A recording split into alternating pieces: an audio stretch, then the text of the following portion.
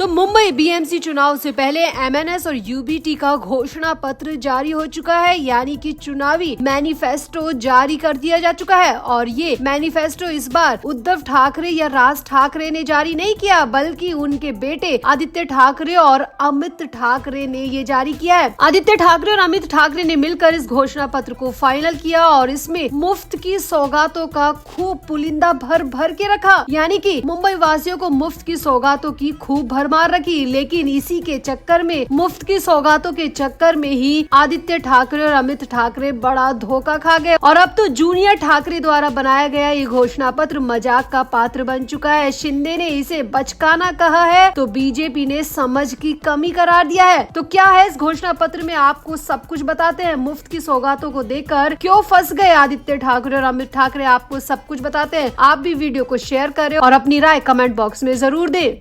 तो बीएमसी चुनाव की रणनीति बनाने में ठाकरे परिवार की अगली पीढ़ी जुड़ चुकी है। आदित्य ठाकरे और अमित ठाकरे ने शिवसेना, यूबीटी और मनसे का घोषणा पत्र फाइनल कर दिया है, जिसमें मुंबई के लोगों के लिए मुफ्त की सौगातों के कई बड़े बड़े वादे किए गए हैं, यानी कि फ्री की चीजों के कई बड़े बड़े वादे यहाँ पर किए गए हैं। तो यहाँ आपको बता दें, मुंबई बीएमसी चुनाव के लिए राज ठाकरे और उद्धव ठाकरे ने 20 साल बाद हाथ मिलाया है। अब दोनों भाइयों के बेटे अमित ठाकरे और आदित्य ठाकरे भी साथ मिलकर बीएमसी चुनाव की रणनीति बना रहे हैं। युवा नेताओं का मुकाबला देवेंद्र फडणवीस और एकनाथ शिंदे जैसे मजे हुए राजनेताओं से है। अब चुनाव प्रचार के लिए मैदान में सभी पार्टियां उतर चुकी है। महायुति से देवेंद्र फडणवीस और एकनाथ शिंदे खुद मैदान में उतर चुके हैं, तो वहीं उद्धव ठाकरे और राज ठाकरे भी चुनावी प्रचार के लिए मैदान में उतर चुके हैं। लेकिन उद्धव ठाकरे की तबीयत इन दिनों नासाज है। इसी को देखते हुए आदित्य ठाकरे और राज ठाकरे के बेटे अमित ठाकरे ने बीएमसी चुनाव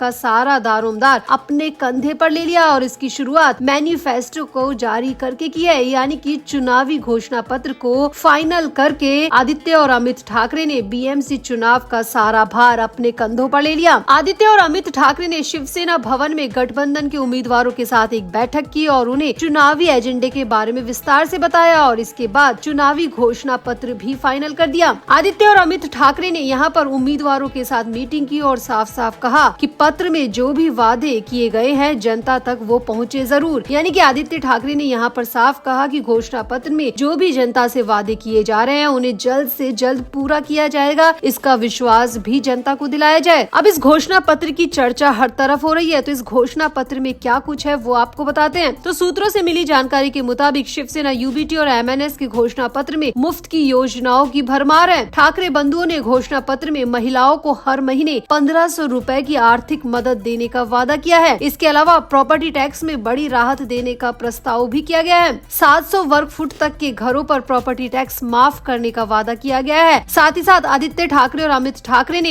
इमारतों के पुनर्विकास के नियमों में सुधार को भी घोषणा पत्र में शामिल किया है। इसके साथ ही पुनर्विकसित इमारतों के हर फ्लैट के लिए पार्किंग की जगह सुनिश्चित करने की बड़ी बात भी इस घोषणा पत्र में कही है। इसके अलावा बीएमसी आवास नीति के जरिए मिल मजदूरों, बेस्ट कर्मचारियों और पुलिस कर्मियों के लिए लगभग 1 लाख घर बनाने का वादा यहाँ पर अमित ठाकरे और आदित्य ठाकरे की तरफ से किया गया है। इसके अलावा यहाँ पर युवाओं के लिए भी खास लुभाने वाली योजना दी गई है। युवा मतदाताओं को लुभाने के लिए इस गठबंधन ने हर युवा के लिए 1 लाख रुपए का फंड देने की घोषणा की है। ये फंड उन्हें अपना व्यवसाय शुरू करने, पढ़ाई करने या फिर कोई भी स्टार्टअप सीखने के लिए दिया जाएगा। घोषणा पत्र में मुंबई शहर में माँ साहेब किचन शुरू करने का भी प्रस्ताव किया है, जिसके तहत लोगों को नाश्ता और दोपहर का खाना 10 रुपए की कीमत पर मिलेगा। इसके अलावा स्वास्थ्य सेवाओं को लेकर भी घोषणा पत्र में कई बड़े वादे हैं। इसमें नगर निगम के अस्पतालों में नए मेडिकल कॉलेज खोलने का भी प्रस्ताव है। इसमें मुफ्त जेनेरिक दवाएं, 24 घंटे स्वास्थ्य नियंत्रण कक्ष, वरिष्ठ नागरिकों के लिए घर आधारित सेवाएं और बीएमसी द्वारा संचालित कैंसर अस्पताल की स्थापना करना भी शामिल है। तो कुल मिलाकर ये घोषणा पत्र काफी रिसर्च के बाद बनाया गया है। आदित्य ठाकरे और अमित ठाकरे ने इसे फाइनल कर दिया है। अब यहाँ पर घोषणा पत्र में वैसे तो सब कुछ ठीक है, लेकिन जो मुफ्त की योजनाएं दी गई है उसको लेकर आदित्य और अमित ठाकरे बुरी तरह फंसते नजर आ रहे हैं। यहाँ पर एकनाथ शिंदे की पार्टी के नेताओं ने इस घोषणा पत्र को पूरी तरह बचकाना करार दिया है, तो वही बीजेपी की तरफ से घोषणा पत्र में समझ की कमी करार दिया गया है, यानी कि आदित्य ठाकरे और अमित ठाकरे को यहाँ पर निशाने पर लिया गया है। शिंदे गुट का कहना है कि हम महिलाओं को हर महीने वैसे ही पैसे दे रहे हैं, तो इन्हें अलग से घोषणा पत्र में लिखने की कोई जरूरत नहीं थी, क्योंकि वो तो राज्य सरकार की तरफ से पहले ही दिया जा रहा है। तो ऐसा तो होगा नहीं कि दो तरफ से पैसे मिलेंगे। ये सिर्फ जनता को बेवकूफ बनाने का काम कर रहे हैं। इसके अलावा शिंदे गुट के नेताओं का कहना है कि प्रॉपर्टी टैक्स में बड़ी राहत हम पहले से ही दे रहे हैं, इससे ज्यादा ये क्या राहत देंगे। वहीं बीजेपी नेताओं का कहना है कि युवाओं को लुभाने के लिए 1 लाख रुपए का फंड देने की घोषणा की गई है। इनके हाथ से 1 रुपया ना निकले, ये बात 1 लाख रुपए की कर रहे हैं। तो कुल मिलाकर यहाँ पर आदित्य ठाकरे और अमित ठाकरे के मैनिफेस्टो का काफी मजाक बन रहा है। शिंदे गुट इसे बचकाना कह रहा है, तो वहीं बीजेपी इसमें समझ की कमी करार दे रही है। वैसे सारा मैनिफेस्टो आपको बता दिया, आपका क्या कहना है? क्या ये घोषणा पत्र वाकई में समझ की कमी के जरिए बनाया गया है या फिर ये घोषणा पत्र काफी मजबूत लग रहा है? आपको क्या लगता है? आप भी अपनी राय कमेंट बॉक्स में जरूर दें और वीडियो को भी शेयर करें।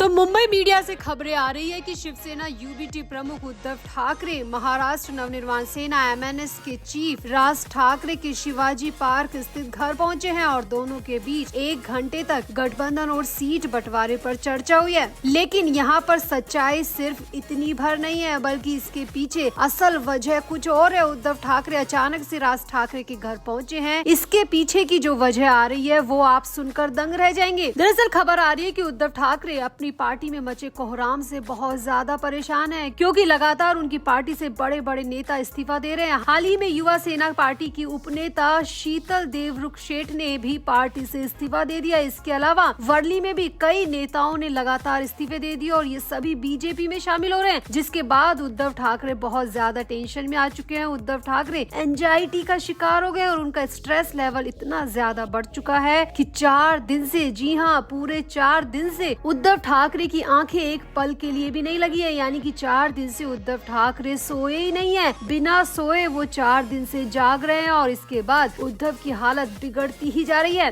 सामने आ रहा है कि उद्धव ठाकरे के लिए मेडिकल टीम मातोश्री में भी बुलाई गई थी, लेकिन उद्धव ठाकरे ने मेडिकल टीम को अंदर आने से मना कर दिया, टेस्ट कराने से मना कर दिए, चेकअप कराने से मना कर दिया। इसके बाद राज ठाकरे को इन्फॉर्म किया गया और इसके बाद राज ठाकरे खुद आए और उद्धव ठाकरे को अपने घर शिव तीर्थ लेकर पहुंचे। अब खबर आ रही है कि उद्धव ठाकरे को वहां पर रेस्ट करने दिया गया। वहां पर पहले से मेडिकल टीम को राज ठाकरे ने बुला रखा था और इसके बाद मेडिकल टीम ने उद्धव ठाकरे का चेकअप किया। उद्धव ठाकरे की पल्स रेट चेक की गई, बीपी चेक किया गया और इसके बाद में खबर आ रही है कि उद्धव ठाकरे को शायद नींद का इंजेक्शन दिया गया, जिसके बाद उद्धव ठाकरे 2 घंटे राज ठाकरे के घर में ही सोए। हालांकि खबर आ रही है कि इस 2 घंटे के अंतराल में भी उद्धव ठाकरे की आंख कई बार खुली, यानी कि नींद का इंजेक्शन भी पूरी तरह उन पर असर नहीं करा और 2 घंटे में भी वो कई बार उठे और कई बार कुछ बड़बड़ाते हुए भी नजर आए। जिसके बाद राज ठाकरे ने उद्धव को फिर से सुलाने की कोशिश की और इसके बाद सामने आया है कि उद्धव सिर्फ 2 घंटे सोकर वापस उठ गए। यानी कि यहाँ पर नींद का इंजेक्शन भी उतना असर उद्धव ठाकरे पर नहीं दिखा पाया, क्योंकि उद्धव ठाकरे का स्ट्रेस लेवल कुछ ज्यादा ही बढ़ा हुआ है और ये सब कुछ पार्टी में मचे विद्रोह की वजह से हो रहा है।